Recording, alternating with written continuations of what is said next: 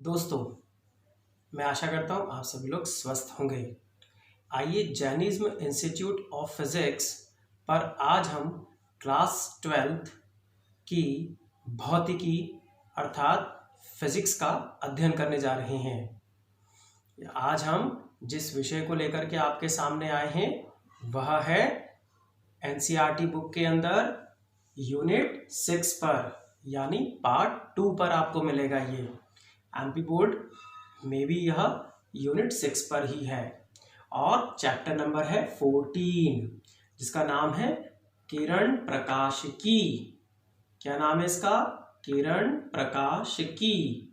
इसको इंग्लिश में बोलते हैं रे ऑप्टिक्स। क्या कहते हैं? Ray optics. हम सभी लोग जानते हैं, सामान्य भाषा में हमने शब्द कई बार भी सुना है। यह प्रकाश किरण कहाँ से आ रही है? सूर्य से हमें प्रकाश किरण मिलती है, लाइट जिसे हम कहते हैं। तो आज हम उसी के बारे में विस्तृत अध्ययन यहाँ पर करेंगे।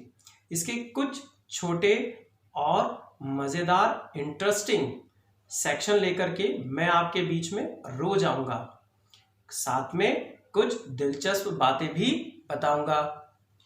क्यों ना आज हम उसी के आधार पर कुछ नया लेकर चलते हैं।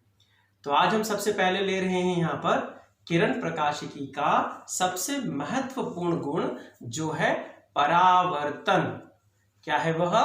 परावर्तन, यानी इंग्लिश में कहें तो रिफ्लेक्शन। क्या कहेंगे उसे अपन? रिफ्लेक्शन।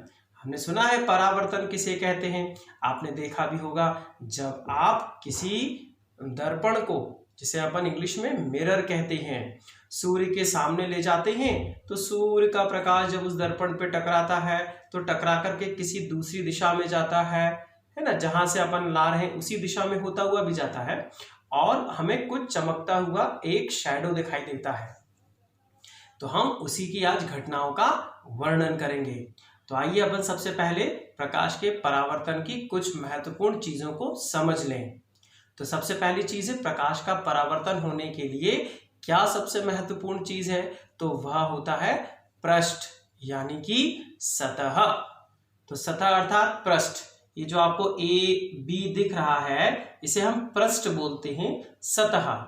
इसके दो भाग हो गए हैं।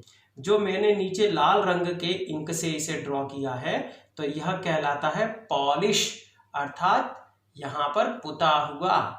सामान्यतः किसी भी कलर से आप इसे पोत सकते हैं, लेकिन इसमें रासायनिक का उपयोग किया जाता है। तो इसके ऊपर का हिस्सा होता है जो पुता हुआ नहीं होता है, उसे हम कहते हैं चमकदार, शाइनिंग।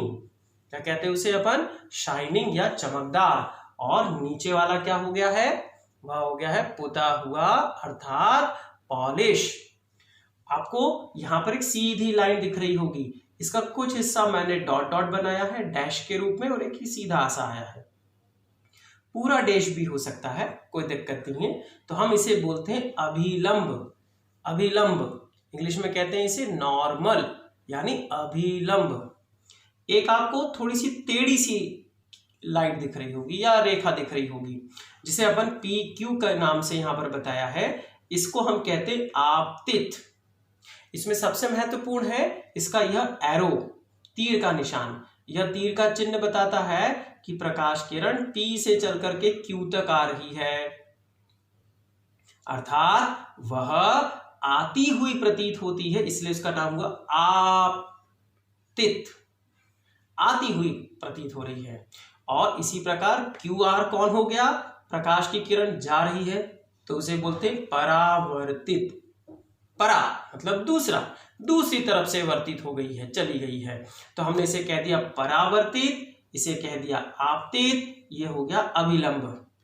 तो ए बी कौन हो गया? सतह, पृष्ठ, बिल्कुल सही। और एम क्यू कौन हो गया? अभिलंब। पी क्यू कौन हो गया? आपतित। और क्यू आर कौन हो गया? परावर्तित। अभी बीच में बनने वाले कोणों की चर्चा हम यहां पर लेते हैं। देखिए, अभिलंब है, यह किरण आ रही है, यह निश्चित नहीं है, ये कहीं से भी आ सकती है। इस पृष्ठ के यहां से भी आ सकती है, यहां से भी आ सकती है। तो यह सतह के साथ कुछ एक कोण बनाती है। तो हमने यहां पर देखा कि एक कोण I बन रहा है और एक कोण R बन रहा है। आई आपतित यानी कि आने वाली किरण अभिलंब के साथ जब कोई कोण बनाती है तो हम उसे कहते हैं आपतन कोण। क्या कहते हैं? आपतन कोण। इंग्लिश में कहते हैं एंगल ऑफ इंसिडेंस, है ना। क्योंकि आई से इसका सिंबॉलिक फॉर्म डिफाइन हुआ है तो डेफिनेटली हम उसी के वर्ड्स को फॉलो करना ज्यादा सुटेबल समझते हैं। तो आई किसके इक्विवेलेंट हो गया है? इंसिडेंस। ये एक सिंबॉलिक फॉर्म है, आप बदल भी सकते हैं, ऐसा कोई निर्दिष्ट नहीं है, निश्चित भी नहीं है कि आप हमेशा आई लिखें, कुछ भी 1 2 3 4 भी दे सकते हैं। दूसरा देखिए आप तो सॉरी, यहां आर कौन है?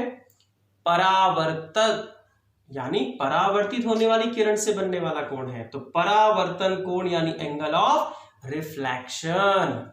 रिफ्लेक्शन तो आर आया ना, तो हमने इसको आर से शो ऑफ कर दिया, तो हमें दो कोण मिले, आई और आर। तो सामान्य अगर हम इसकी परिभाषा बनाए तो क्या बनाएंगे? तो परिभाषा इस प्रकार से लिखी मैंने, जब कोई प्रकाश किरण, कोई सी भी प्रकाश किरण, सूर्य से आ रही हो, बल्ब से आ रही हो, मोमबत्ती से भी आ रही हो, जब कोई प्रकाश किरण एक समांगी माध्यम से चमकदार, समांगी मतलब जिस क्रम से वो आ रही है उसी में से चमकदार किसी से चलकर किसी चमकदार पृष्ठ पर चलकर कहां आएगी? चमकदार पृष्ठ पर या पुते हुए पर। तो हमें चित्र पे साफ दिख रहा है, पुता हुआ पृष्ठ नीचे है और चमकदार पृष्ठ ऊपर है, तो कहां आ गई है? चमकदार पृष्ठ पर आपतित होती है अर्थात आती है। तो वह उसी पृष्ठ से टकराकर, जिस पृष्ठ से, किस पृष्ठ से टकराई थी? चमकदार। तो चमकदार पर ही से टकराकर कहां जाएगी? परावर्तित हो जाएगी। तो उसी पृष्ठ से टकराकर उसी माध्यम में लौट जाती है, इसे प्रकाश का परावर्तन कहते हैं। एक बार वो पढ़ लेते हैं अपन।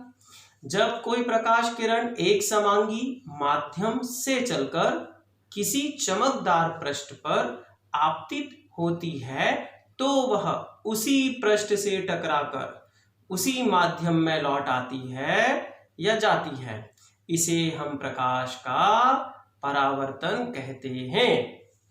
सबको समझ में आ गया यहां तक? तो अब अगर अपन देखें तो चित्र से इसमें क्या क्या दिख रहा है? तो PQ कौन हो गया है? आपतित किरण। QR कौन है चित्र में? परावर्तित किरण। और MQ को हमने क्या नाम दिया था? अभिलंब, ठीक है, जिसे हमने नॉर्मल भी कहा। तो जो Q बिंदु है, जिसके बारे में अभी हमने ऊपर कोई चर्चा नहीं करी, तो Q को भी हमने क्या नाम दिया है? आपतन बिंदु, क्योंकि वह बिंदु जहां पर प्रकाश किरण आ रही है। तो अब चूंकि हमने अभी परिभाषा पढ़ी प्रकाश के परावर्तन की, अब उसके नियम है, अब हम उसके नियम को पढ़ने जा रहे हैं। तो नियम उसके दो हैं, वो इस प्रकार से हैं। आइए अब हम परावर्तन के नियम के बारे में चर्चा करते हैं, अर्थात लॉज ऑफ रिफ्लेक्शन। तो परावर्तन के कुछ नियम हैं, उनमें से सबसे इंपॉर्टेंट दो नियमों के बारे में हम चर्चा करेंगे, क्योंकि हमारे सिलेबस में यही दो नियम हैं। तो पहला है, आपतन कोण और परावर्तन कोण सदैव बराबर होते हैं। जैसा कि आपने चित्र में अभी देखा था, जब हमने चित्र को बनाया था, ड्रॉ किया था किसी अभी डायग्राम को, तो उसमें एक अभिलंब था, एक आपतित किरण थी और एक परावर्तित किरण थी, जिसे हमने तीर के चिन्ह द्वारा प्रदर्शित किया था। बीच में हमने I और R लिखा था। अर्थात पहला नियम कह रहा है कि आपतन कोण यानी I और R सदैव बराबर होना चाहिए, है ना। यानी दो जो एंगल ऑफ इंसिडेंस है और एंगल ऑफ रिफ्रैक्शन है, वो दोनों कैसे होंगे? ऑलवेज इक्वल होंगे। तो अगर ये 30 का है तो ऑब्वियसली ये भी 30 का ही होगा। इसी प्रकार दूसरे नियम में चले, आपतित किरण यानी आने वाली किरण जो चमकदार पृष्ठ पर आ रही है, परावर्तित किरण वह भी चमकदार पृष्ठ से जा रही है, और आपतन बिंदु जिसे हमने आपको Q के नाम से रिप्रेजेंट किया था। तो आपतन बिंदु पर अभिलंब यानी सीधी रेखा सदैव एक ही तल में होते हैं, यानी कि पृष्ठ का वह भाग जिस पर वह तीनों एक ही जगह पर हो तो वह कहलाएगा तल। तो आपतित किरण, परावर्तित किरण और आपतन बिंदु पर अभिलंब सदैव एक ही तल में होते हैं। अब यहां पर हमने दो नियम पढ़े, फिर से एक बार पढ़ लेते हैं। आपतन कोण और परावर्तन कोण सदैव बराबर होता है। आपतित किरण, परावर्तित किरण और आपतन बिंदु पर अभिलंब सदैव एक ही तल में होते हैं। हमने यहाँ पर परावर्तन से संबंधित कुछ बातों को पढ़ा। अब परावर्तन कितने प्रकार के होते हैं और ये कैसे कार्य करते हैं, तो इसकी चर्चा हम दूसरे सेशन में आपसे करेंगे। ठीक है, आप इसे याद करिए और अच्छी तरीके से इसे अपनी टेक्स्ट बुक में भी एक बार पढ़िए। नमस्कार।